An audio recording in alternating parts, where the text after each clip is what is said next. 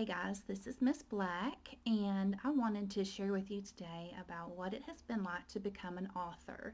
Some of you might know that on April 2nd, we were supposed to have had an assembly where I was going to be able to share with you all what it's like to become an author and what all went into making my book and writing my book. And for those of you that didn't know, I recently, within this last year, have written a book. It's called You'll Find Me at the Ocean, and it's on the topic of grieving, and it's available on Amazon now.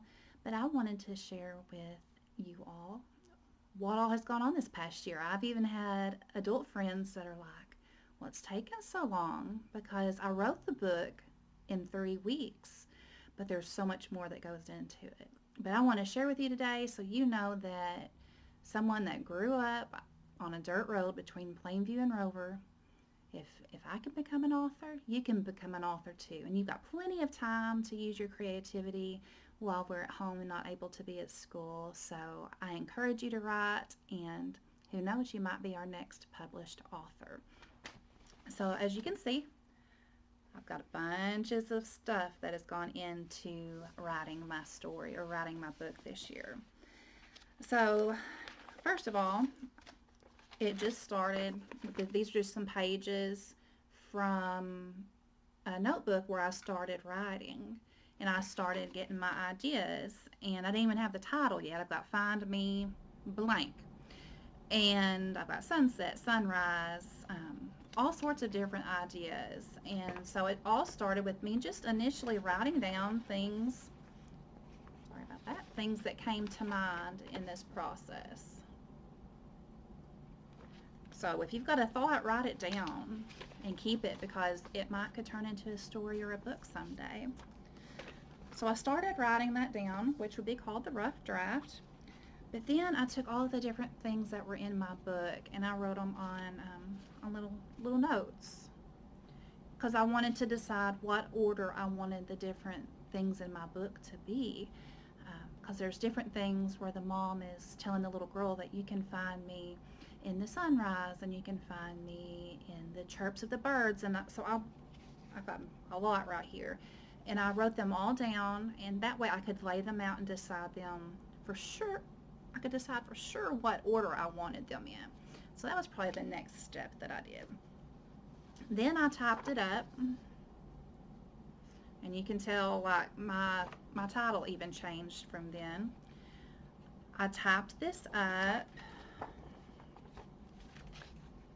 and I sent it to some really good teacher friends and my best friend, who's also a teacher at a college, and I had them read over it. It's always good to have someone else read over your work, because you know what you're thinking and you know what your ideas are, but it's good to have someone else's input. So big shout out to Miss Ball, Miss Turner, Miss Williams, Miss Athena Harrison that used to work at our school, and my best friend Charity Dawson for looking over this book. They would read it and they would give me feedback, and I would decide what things I needed to change. So that was probably the next step in the process.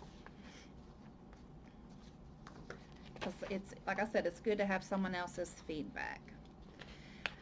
After that, I typed up a book proposal. And here it just has good information about what kind of content's in the book, what kind of market. That means like how many other books there might be on this same topic, those sorts of things. And I got it all typed up and I had it ready, and I contacted some publishing companies. I lost count of how many I contacted, to be honest, but Christian Faith would be one of them, and Covenant Books would be another. And when I sent it in to Christian Faith, they read over it and they approved it. Like, it was a pretty quick process. They approved it. I didn't have any illustrations yet, and they were like, "We like it, we approve it." But then they told me how much it was going to cost. It was going to cost about $4,000. And being a teacher, I didn't have just $4,000 laying around. So I was like, well, this might not be the route that I need to go. I mean, the lady has contacted me again several times and it just hasn't worked out. So I figured out that publishing with a big company, a known company that could get the book into bookstores and things like that, was something I was not going to be able to afford. And so I looked into self-publishing. And I looked at that throughout the summer. I started writing the book in March of last year, just to backtrack a little bit. And so this past summer, I looked into self-publishing and I thought, maybe I can handle this. And the more research I did and the more I read about it and watched YouTube videos, the more I realized school's about to start and I don't have that kind of time. So I could afford it now, but I didn't have the time. So I was kind of in a situation. And thankfully, through social media, I just kind of put out there, does anybody know anyone local that's published a book?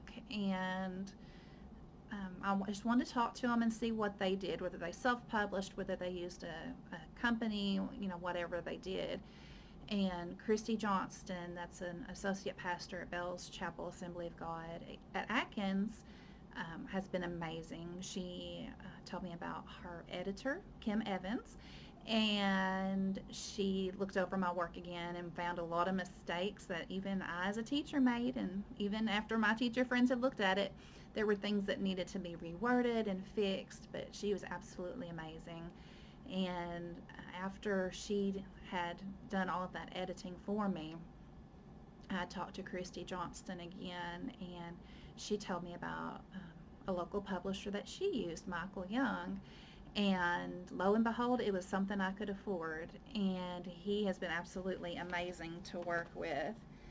And this is just part of the contract I had to go into with him, because there was payments involved, royalties, like how much money would be made off of each book, all sorts of different things. So I had to go into into a contract with him, and he's been absolutely fabulous to work with.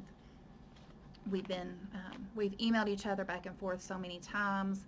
He would come up with an idea or have something done, and I would look at it, and then I might change my mind and be like, no, let's do it this way, or it looks great. So a lot of back and forth, but he was great, like I said, to work with on that. And throughout this whole process, I really got to know Christy Johnston, and she wrote the foreword for my book. And a foreword is when someone has read the book and they kind of write how they feel about the book, or what the book meant to them, or how they think the book could help other people. And so she wrote the foreword in my book. So she was amazing doing that. And so I couldn't tell you where we are as far as the timeline goes. We probably in the fall of 2019. Fall, early winter. I went to Staples and I printed my illustrations that my illustrator did for me, which she started on this summer. And these are just some of them. Her name is Jennifer Hartman. And guess what? She went to Plainview Rover School just like I did. She's my cousin. And so she did the illustrations for me. And again, we would do a lot of back and forth where I'd be like, well, we need this kind of picture for this page. And then she would come up with an idea and send it to me and see what I thought about it. And once I got all my illustrations, I went to Staples, like I said, and I printed them and I matched them with the pages and laid them out. And that way when I was with my publisher, I could show him the format that I wanted. So that happened actually before I met my publisher. There's just so much that goes into it, you lose track after a while. But like I said, I would go through the pages of my story and I would have her do the illustrations for me. I put it all together, got with my publisher, back and forth about the ideas of how it needs to be laid out and what it looks like. A lot of emails, like here's an email between the publisher and I was just looking at whether little things needed to be changed, or if I had an idea at the last minute. And so he would get finished with it and he would email it to me. So you'll find me at the ocean. and I would print it out and look at the format, and I would just review it again. So when he got done with the book, he had to submit it to get printed, and we went with one printing company, and they messed up twice. Like, I love the size of this book, but they messed up twice on it, and so we were quite disappointed. But we were able to go with Amazon, and the real book does not have this across the top. It's just because it's the proof, and even though it's smaller than what I had hoped for, it's still perfect in every way, and I'm so pleased with how it turned out. But I just wanted you to know that you too can become an author. There's a lot of work that goes into it, but it's so worth it, and I would love to see you become an author one day.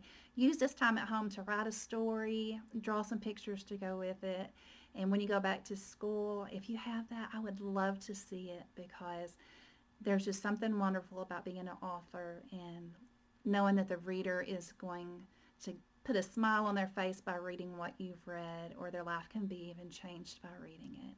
So I want you to write, I want you to illustrate, and just enjoy this time with your family. And I know this is not the same as being in an assembly and me getting to share this with you, but I do hope that you've learned a lot and that I've encouraged you to become an author too. Take care.